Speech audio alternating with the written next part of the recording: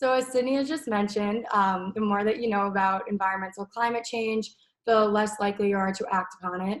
And that climate change is a topic that a lot of people aren't very fond of, and it scares a lot of people, and for that, they don't like it. Now, John Oliver, I'm sure many of you are familiar with him, and if not him, then I would hope my personal favorite in elementary school, Bill Nye the Science Guy. They came together and made a video to kind of stress this a little more.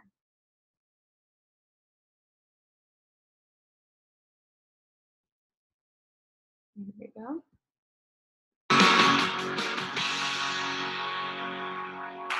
The Earth. You may know it as that blue thing Bruce Willis is always trying to save. Or from its famous collaboration with wind and fire. Or just simply as that place where George Clooney lives. Anyway, the Earth had some genuinely bad news this week. A White House report that says global warming threatens every part of the U.S. This isn't something in the distant future. Climate change is already affecting us now. Now.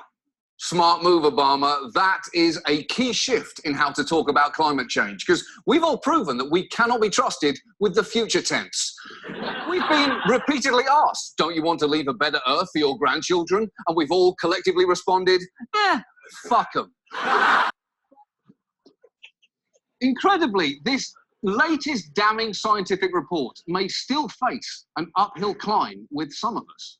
There's that Gallup poll that came out last month, which found 1 in 4 Americans is skeptical of all the effects of climate change and thinks this issue's been exaggerated. Who gives a shit? That doesn't matter. You don't need people's opinions on a fact. You might as well have a poll asking which number is bigger, 15 or 5. Or do owls exist? Or are there hats? The debate on climate change should not be whether or not it exists, it's what we should do about it. There is a mountain of research on this topic. Global temperatures are rising, heat waves are becoming more common, sea surface temperatures are also rising, glaciers are melting, and of course no climate report is complete without the obligatory photo of a polar bear balancing on a piece of ice. The only accurate way to report that 1 out of 4 Americans are skeptical of global warming is to say, a poll finds that 1 out of 4 Americans are wrong about something. Because a survey of thousands of scientific papers that took a position on climate change found that 97% endorsed the position that humans are causing global warming. And I think I know why people still think this issue is open to debate, because on TV, it is. And it's always 1 person for, 1 person against. And it's usually the same person for.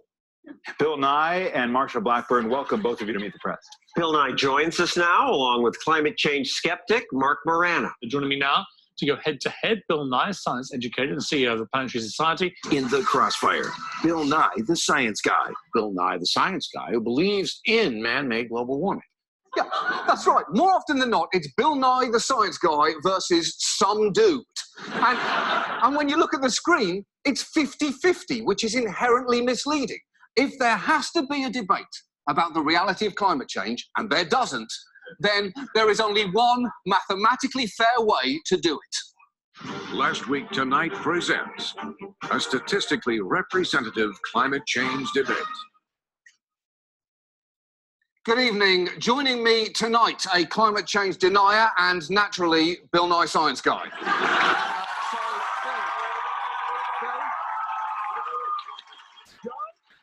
Humans are causing climate change? No question. Wait. Before we begin, in the interest of mathematical balance, I'm going to bring out 2 people who agree with you, climate skeptic. And Bill Nye, I'm also going to bring out 96 other scientists. It's a little unwieldy, but this is the only way you can actually have a representative discussion. Please file in. Again, this is going to make the debate difficult. We shouldn't really be having it in the first place. But representationally, climate skeptic, please make a case against climate change. Well, I just don't think all the science is in yet. It's settled. Okay, and what is the overwhelming view of the entire scientific community? Well, okay. Any response to that? Any response? So now diving further into this, what really is bad environmentalism? It's environmental thought that employs dissident, often belittling effects and sensibilities to reflect critically on our current moment and mainstream environmental art, activism, and discourse. It's composed of two factors. The factors are, one, it offers responses to many of the political, aesthetic, and intellectual challenges presented by these contexts. And two, it features a significant component questioning the assumptions of environmental humanities scholarship.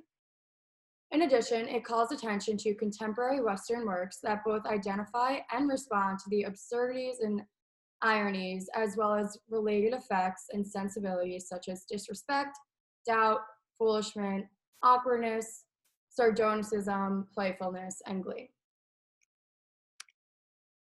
Now, there are two factors of bad environmentalism that is the framework of it, one being the effect theory. Now, the effect theory is used to identify and analyze the effective moves of the author's works and eco-criticism and environmental humanities scholarship more generally. Now, the queer theory is used more so as a touchstone and more specifically for the topic of dissident and contrarian effects. To break it down, the effect theory has a wide range in definitions, which makes it kind of hard to see what it truly is, but to do my best.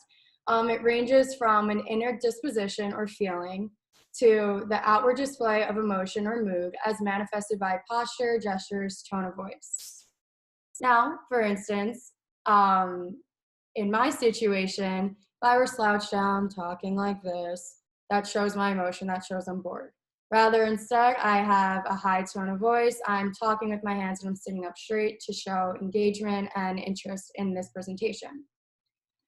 However, this theory's wide range of definitions can become contradicting. Sometimes it's referred to as the genuine feelings of a person. Like, for example, if someone passes away, you get sad.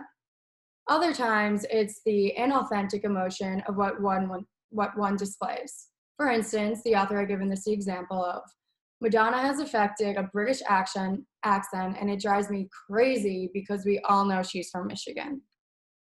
Now, Eric Schaus shows the distinctions as feelings are personal and biographical, emotions are social, and effects are pre-personal. This means effect is always prior to and or outsider consciousness. Moving on to the queerness theory. Now, this one's very complex, but overall, it understands queerness as a stance rather than an identity. Now, it does see it as an identity, but more so as a stance. So queer feelings may embrace a sense of discomfort, a lack of ease with the available scripts for living and loving, along with an excitement in the face of uncertainty of where the discomfort might take us. Now, that was a lot. What does that mean? Translation, what one might consider queer about many of the author's works is not only that they, the reader, fail to follow the available scripts for the appropriate feelings toward the environment, but also that they fail to feel in the ways that are clearly directed or otherwise obviously useful. Now, here's where the two theories of the effect and queerness theory come into play. So certain emotions and effects are privileged over others. Some emotions are elevated as signs of cultivation, while others remain lower. So think about this. You were just crying, or you're about to cry, and someone comes over and you think you're okay. Someone comes over to you and says, hey, are you okay? Sure, this has happened to you before. Then you just kind of break down, right? When you think you're okay, these emotions are placed higher. They're harder to hide. So that would be one example right there. Now, the story of evolution is narrated as a story of the available ability to control emotions and to the appropriate emotions at different times and places. There are times when you can laugh at something, times when you can't. There are times where you should be happy and times where you should be sad. So it's all about the environment that you are in and what is prioritized and what you can control.